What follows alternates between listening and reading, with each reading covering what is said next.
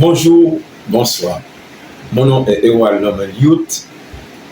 Comme je vous ai parlé, n'est-ce pas, dans l'introduction de ma présentation de mon canal de YouTube, sur ma prochaine vidéo, il s'agit de la révolution de l'AES. L'AES, c'est quoi? C'est l'Alliance des États du Sahel. Cette alliance, elle est même au sein de la CEDEAO. La question qu'on doit nous poser, pourquoi, je dirais, cette alliance est née même au sein de la CEDEAO? N'est-ce pas, avant de flairer, je dirais, le thème, n'est-ce pas, de cette alliance, il faut faire d'une rétrospectivité dans l'histoire ouest-africaine. Donc d'abord, la CEDEAO, c'est Communauté des États de l'Afrique de l'Ouest. Donc, il nous faut parler, n'est-ce pas, des pays fondateurs avec leur président.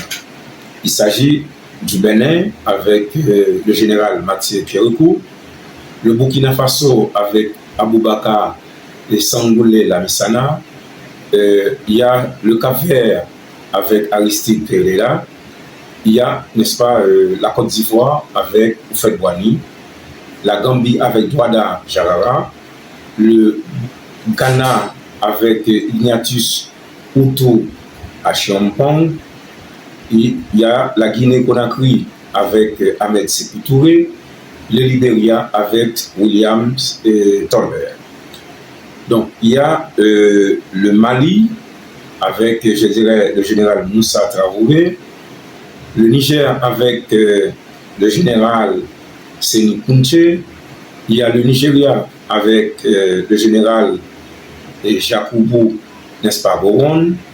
Par la suite, il y a Murtala Mohamed, il y a le Sénégal avec Léopold Sédar Senghor, il y a ce qu'on appelle la Sierra Leone avec Siaka Stevens, et puis il y a le Togo avec le général Yassimbe Eyadema, le père de l'actuel président du Togo, Faure Yassimbe. Il y a ce qu'on appelle la Guinée-Bissau avec notre grand révolutionnaire, le grand révolutionnaire Luis Cabral. Donc, avant de commencer, n'est-ce pas, il faut parler de soi-même de cette CEDEAO.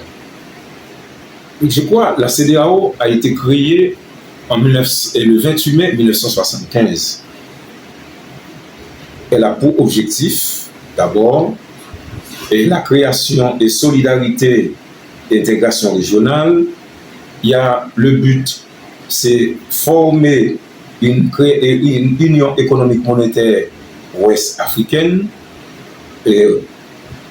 d'où le siège se trouve à Abuja, au Nigeria. Les langues parlées au sein même de cette institution, il s'agit de l'anglais, le français et le portugais. Donc, par la suite, en dépit de divers conflits au niveau même de cette sous-région, il y a l'aspect sécuritaire qui a été préconisé. C'est juste en 1990, on allait, n'est-ce pas, ce pouvoir de la CEDEAO allait être étendu sur la question sécuritaire avec la création d'une force mixte, laquelle a pour mission d'intervenir dans les pays où il y a des conflits armés, que ce soit un coup d'État militaire, les actions djihadistes ou le terrorisme en un mot. Donc, en un mot, il faut parler de l'organisation préinitiale à la CEDEAO. En effet, il existait auparavant l'organisation douanière ouest-africaine avec, je dirais, le Conseil de l'Entente. Le Conseil de l'Entente est composé de différents pays. Il s'agit du Bénin, il s'agit de la Côte d'Ivoire, le Niger, le Burkina Faso et l'ajout du Togo de Eyadema Yassimbe en 1966. Donc, après, on va, n'est-ce pas, parler des autres aspects de la CEDEAO. Donc, l'établissement de cette institution. Je crois qu'il y avait la proposition du général nigérian Jokuba et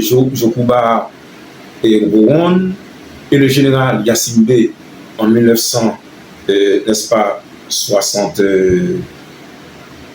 aux environs de 1972, en 1972, ils ont proposé la création d'une force régionale beaucoup plus solide et plus représentative, avec, n'est-ce pas, en dépit de mutations politiques au sein même de cette sous-région.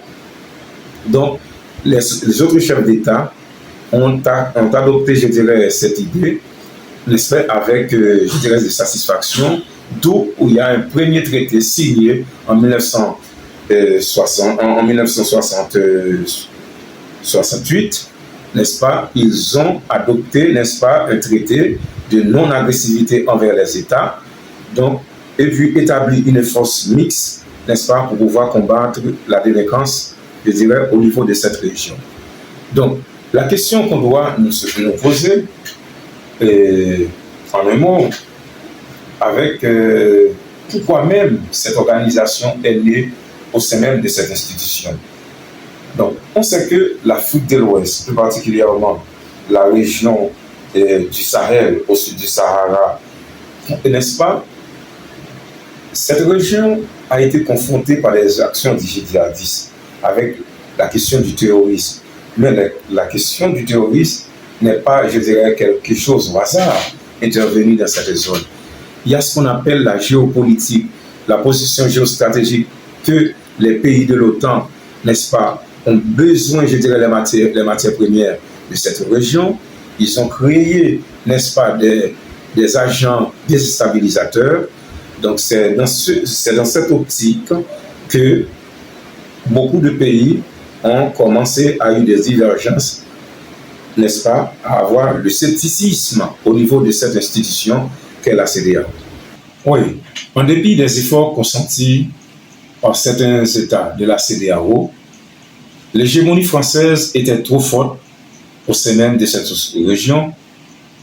Charles de Gaulle a reçu une pluie de critiques au travers le monde, donc avec la question de colonisation, la question de l'esclavage, la question, n'est-ce pas, de l'exploitation de l'homme par l'homme, la question du conflit armé. La France de Charles de Gaulle est obligée, n'est-ce pas, par les circonstances de l'heure, n'est-ce pas, de déclarer les indépendances fictives au sein même de l'Afrique de l'Ouest et en Afrique de manière générale, que ce soit en Afrique occidentale française, Afrique équatoriale française. La Guinée, c'est le premier pays qui a eu son indépendance en 1958, par la suite les autres États africains. Donc, la France ne voulant pas se séparer de ses colonies, n'est-ce pas, a utilisé, je dirais, ces stratégies géopolitiques, n'est-ce pas, pour masquer, je dirais, les institutions, que ce soit internationales, que ce soit l'ONU, que ce soit les organisations sous-régionales, l'Union africaine, en plaçant des sous-préfets au sein même de nos États, à la tête de nos États, pour pouvoir les contrôler, pour pouvoir imposer, je dirais, les dirigeants. Donc, leur objectif n'est que travailler au profit, je dirais, de leur maître.